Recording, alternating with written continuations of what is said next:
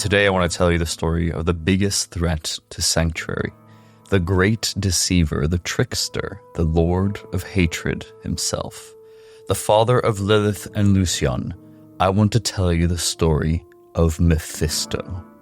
At the dawn of creation, a single near-perfect entity called Anu exists. Anu embodies all that is pure and seeks to cleanse itself of any darkness within. This expulsion of darkness gives birth to Tathamet, a monstrous seven-headed dragon. Tathamet embodies all that is evil and vile, forming the opposite of Anu. For ages, Anu and Tathamet engage in an endless battle, each seeking to destroy the other. Their final clash is cataclysmic, and in their mutual destruction, they leave behind shattered fragments of their essence. From the remains of Tathamet's body, these essences, the burning hells are born. Each of Tathamet's 7 heads transform into a great evil. The 3 most powerful heads become the prime evils: Diablo, the Lord of Terror, Mephisto, the Lord of Hatred, and Baal, the Lord of Destruction. The remaining heads become the lesser evils, who also take their place in the hierarchy of hell. Mephisto, as the eldest of the prime evils, takes a leading role amongst his brothers. He embodies hatred, a force that fuels and feeds upon the terror and destruction brought by Diablo and Baal. Together, the prime evils establish a strict and ruthless rule over the demons of hell. Their power is interdependent, creating a vicious cycle where terror begets hatred and hatred begets destruction. Despite their combined strength, the unity amongst the prime evils is fragile. Mephisto is cunning and manipulative, and he often pits his brothers against each other to maintain his dominance, which is their downfall, really. This strategy ensures that he retains control and keeps any potential threats to his authority in check. Mephisto is the ultimate trickster, playing 4D chess when you're trying to learn checkers. In the Burning Hells, Mephisto's realm is the realm of, you guessed it, hatred. Here, he revels in the chaos and discord that his essence fosters amongst his denizens. His influence extends far and wide, shaping the malevolent actions of countless demons. As the Lord of Hatred, Mephisto is not only a force of malevolence, but also a master of deceit and manipulation, as I mentioned, the ultimate trickster.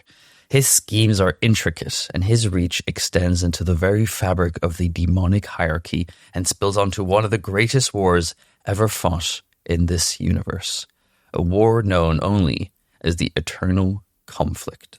Chapter 2. So I've mentioned that the great evils were born of Tathamet, but the angels were born from the body of Anu. These angels are the polar opposites of the demons in all ways, and seek to eradicate them at all costs. And so the eternal conflict started.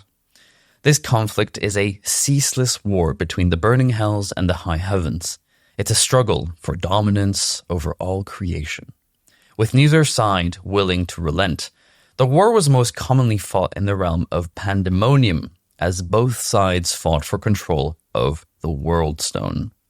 It is said that whoever controlled the World Stone had the ability to shape reality and create life and worlds almost without restriction. Unlike his brothers, who often lead armies, Mephisto chooses a different approach in the conflict. He excels in manipulation, turning allies into enemies and creating discord within the enemy ranks. This strategic cunning is evident in numerous battles against the high heavens, where he undermines angelic forces through subterfuge and psychological warfare. If you want to learn more about this period, the Book of Adria and the Sin War novels do mention the eternal conflict a couple of times. One of these battles was a pivotal moment in the war, the 5th Battle of the Diamond Gates. It is one of the rare occasions where Mephisto truly unites his efforts with his brothers. Their combined might almost breaches the gates of heaven, bringing them to the brink of victory. However, their inherent distrust and desire for personal gain lead to internal strife. As they begin to argue and fight over the spoils of their anticipated victory, their coordinated attack falters. Classic demons, really. Seizing this opportunity, the angel Iswell rallies the forces of heaven, wielding the angelic rune blade Azurath. Iswell launches a counterattack, driving the prime evils and their demonic forces back. The Diamond Gates are saved, and the infighting amongst the prime evils prevents them from capitalizing on their near victory. During one of the battles on the battlefields of Pandemonium, Mephisto noticed that the angels were withdrawing. He ordered his forces to withdraw so he could analyze the situation. Baal, losing patience, stormed the Pandemonium fortress and discovered that the World Stone was missing. Indeed, it was Mephisto's daughter, Lilith, and a rogue angel named Inarius. Sick of the constant warring, that plotted together to steal the World Stone from under the nose of both heaven and hell, and create a new realm called Sanctuary, where they could forge their own path with their children, the Nephilim. Eventually, tales of demons summoned into a new realm and a new people reached the ears of Mephisto and his brothers. And so, Sanctuary was discovered. Sensing an opportunity, Mephisto and his brothers devise a plan to corrupt humanity, the descendants of the Nephilim. By turning humans into their instruments, the prime evils aim to gain an advantage in the eternal conflict. Mephisto, Diablo, and Baal begin to influence mortal minds through whispers and dreams, sowing seeds of corruption across Sanctuary. This starts what we now know as the Sin War. To further their agenda, the prime evils create the Triune, a cult disguised as a benevolent religious organization.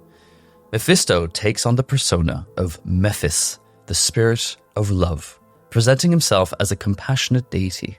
The Triune's true purpose is to convert humanity to the side of the prime evils, gradually shifting their allegiance away from the high heavens. However, their actions do not go unchallenged. Inarius, the architect of Sanctuary, forms the Cathedral of Light to counter the influence of the Triune. Both sides vie for influence, manipulating mortals and waging a covert war that will determine the destiny of Sanctuary. The Sin War intensifies as the Edorim, a group of awakened Nephilim led by Oldician, rise to oppose both the Triune and the Cathedral of Light. We could do an entire video on Oldician, to be honest, but for now, let's stick to the highlights. These ordinary humans, the Nephilim, transformed by their latent powers, fight to bring justice and break the grip of both the prime evils and Inarius over mankind. Despite facing heavy losses, the Edorim managed to defeat both Lilith and Inarius, temporarily weakening their hold on Sanctuary. In the aftermath of the Sin War and having lost his foothold on Sanctuary, Mephisto meets with the Angerus Council, the ruling body of the high heavens. He proposes a truce.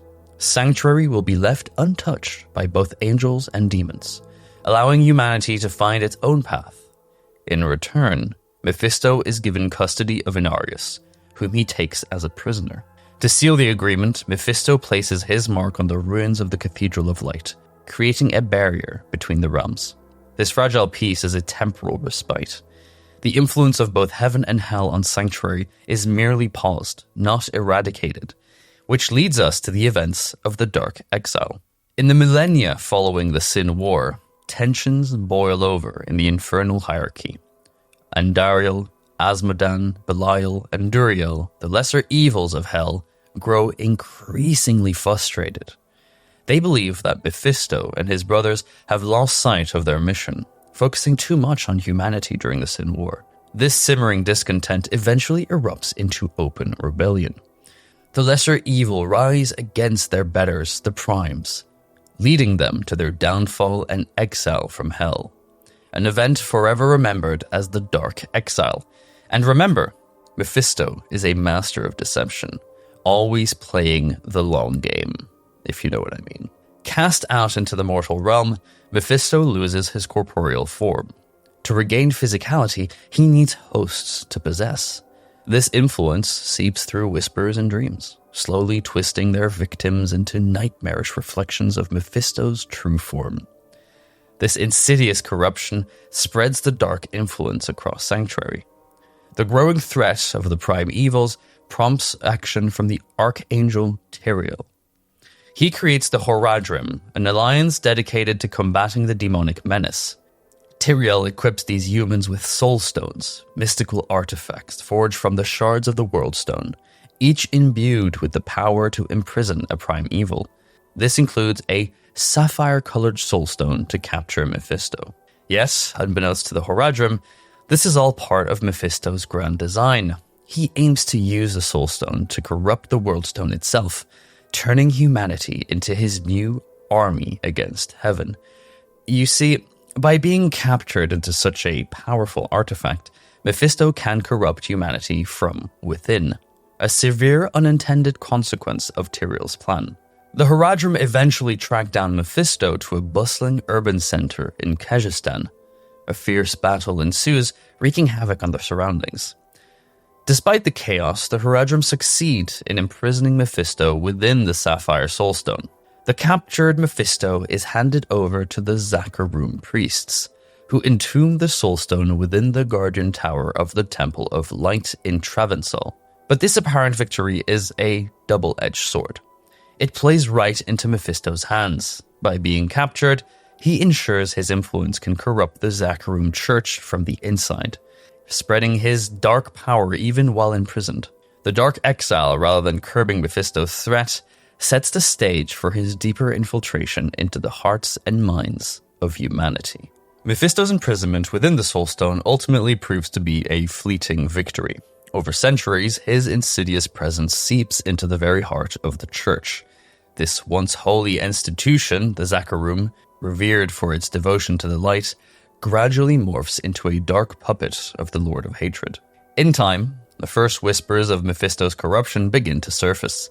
Subtle at first, his malevolent influence grows, twisting the minds and morals of the Zakarum High Council. After 200 years, his control is nearly absolute. The priests now serve as his unwitting pawns, casting spells to weaken the Soulstone's grip on the Dark Master. One figure stands in Mephisto's way, Khalim, the highest-ranking priest of the Zakarum. Immune to Mephisto's corruption, Khalim becomes a thorn in his side. Unable to sway Khalim, Mephisto orchestrates a gruesome plot.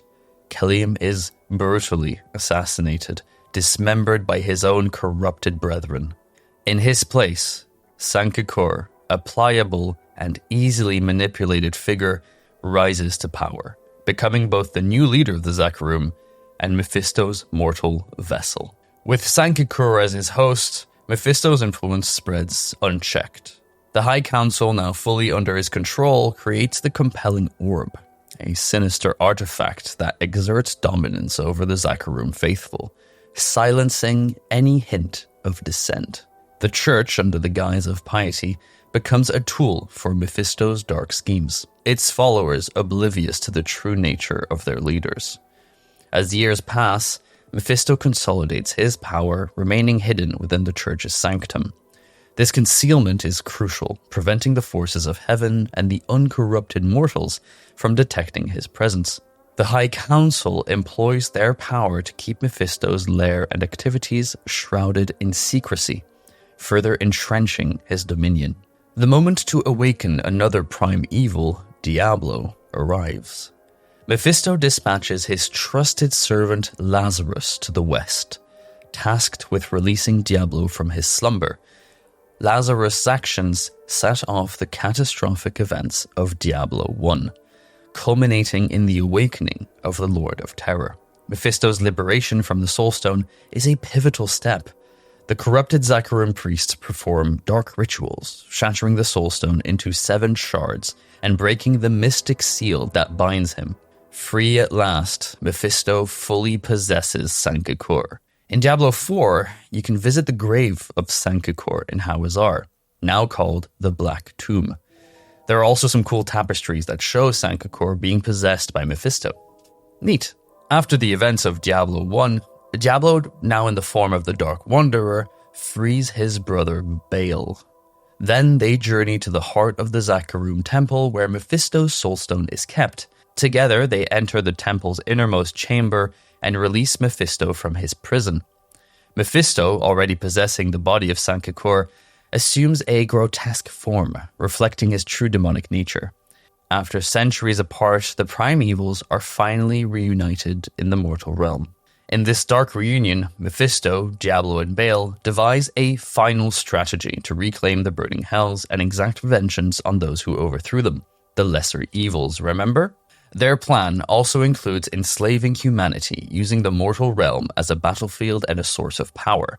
Diablo crosses through the infernal gate into hell to rally the demonic forces still loyal to the prime evils. Baal sets off on a journey north to corrupt the World Stone, and Mephisto remains behind, focused on eliminating any threats to their grand plan. However, the prime evil's machinations do not go unchallenged. A group of mortal heroes, that's you by the way, determined to thwart their plans, arrive at the temple. These heroes confront Mephisto in his stronghold. The battle is fierce and prolonged, or depending on your gear, maybe very short. Despite Mephisto's efforts, the heroes prevail. They imprison his essence within the Soulstone once more, temporarily halting his malevolent influence. The heroes take the Soulstone to the Hellforge, a place of great power capable of destroying such artifacts, and shatter the Soulstone on the Hellforge, theoretically casting Mephisto's spirits into an unseen netherworld. This act is intended to permanently remove his threat from Sanctuary. Of course, that doesn't truly work. Even in death, the corruption left by Mephisto lingers. Sankakur's corpse, still tainted by Mephisto's deep-rooted influence, continues to seek malevolence. One of the heroes seals the body in a chamber in Hawazar, which you can still visit in Diablo 4, hoping to contain the residual corruption. This containment is necessary to prevent any lingering evil from spreading further, though the battle against Mephisto's influence is far from over. During the events of Diablo 3, Mephisto's essence becomes trapped within the Black Soulstone, a powerful artifact created by Adria to contain the souls of the great evils. Mephisto is the fourth and final great evil to be marked by Adria in her preparation for Diablo's return. When Adria locates his soul, Mephisto resists fiercely, displaying a rage that takes her by surprise. Several times, he nearly overcomes her, threatening to take control of her mind. However, Adria's careful preparations and safeguards allow her to succeed, marking Mephisto's essence and imprisoning him in the Black Soulstone. In a dark twist of fate, Mephisto's essence is briefly merged with Diablo's, creating a single, immensely powerful prime evil. This unification amplifies their strength, but also their vulnerability. A new hero arises, that's you by the way, and through a series of battles manages to defeat this combined entity. The defeat results in all the great evils being drawn back into the Black Soulstone, their tormented souls trapped once more and screaming for release. The balance of power shifts again when Malthael, the Angel of Death, seizes the Black Soulstone with his own plans in mind during the events of the Reaper of Souls. Malthael aims to harness the power of the great evils for his own ends, but his actions lead to the stone's destruction. This act releases the essence of the prime evils, including Mephisto, back into the cosmos. After the destruction of the Soulstone, Mephisto's spirit manages to separate from Diablo and begins to reconstitute himself. While a significant portion of his essence returns to the burning hell, a sliver of power remains in Sanctuary. This sliver takes on the form of a bloodied wolf, a spectral entity that continues to influence and observe the mortal realm. In the burning hells, Mephisto regains a partial foothold. His return is not complete, but he begins to rebuild his strength and influence amongst the demonic legions. He bides his time, waiting for the next opportunity to exert his will over both hell and Sanctuary. Even after his banishment back to hell, Mephisto's influence lingers on Sanctuary. This dark presence manifests, as I've mentioned, in the Bloodied Wolf. It's the spectral entity that embodies a fragment of Mephisto. Mephisto's lingering malevolence leads to the creation of the Fields of Hatred. These lands, corrupted by his demonic energy, infuse hatred into the hearts of men, causing them to turn against one another. The intense malice in these areas result in the eruption of crystallized demonic energy known as the Shards of Hatred. These fields become zones of chaos and conflict, further spreading Mephisto's influence and ensuring that hatred continues to fester amongst humanity. These are the PvP zones, by the way, that you encounter in Diablo 4, which explains why you fight amongst each other. Meanwhile, Elias, a former Horadrim, summons Lilith back into Sanctuary. Her return revitalizes the cult of the Triune, which once served the Prime Evils during the Sin War. And they still do worship the Prime Evils, but they also worship Lilith. The cult seeks to spread her influence and power through Sanctuary. As the wolf, Mephisto covertly follows the progress of a new hero, the Wanderer. That's you, by the way. A mortal with the potential to stand against Lilith. Unbeknownst to the Wanderer, Mephisto occasionally shields them from unseen dangers, recognizing their strength and potential to oppose his daughter. As Mephisto's essence begins to reform within his temple in the realm of hatred and the burning hells, Lilith becomes aware of his resurgence. She attempts to reach him before he fully reforms, intending to devour his essence and absorb his power. However, the Wanderer, guided by this wolf, seeks out Mephisto for assistance against Lilith. Or was it the bloodied wolf that sought assistance against Lilith? The Wanderer eventually arrives at a triune shrine dedicated to Mephisto, seeking his blessing to combat Lilith. At this shrine, the bloodied wolf reveals its true identity as Mephisto.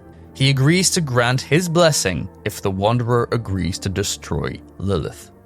From this point on, Mephisto aids the Wanderer openly, no longer needing to conceal his true nature. Mephisto forms an agreement with the Wanderer. He promises to lead them to his cathedral, where his essence is gathering ahead of Lilith. He pledges to help the Wanderers subdue Lilith once they free him. The plan involves sealing Lilith within a shard of the Worldstone. Sound familiar, right? Which has been fashioned into a Soulstone.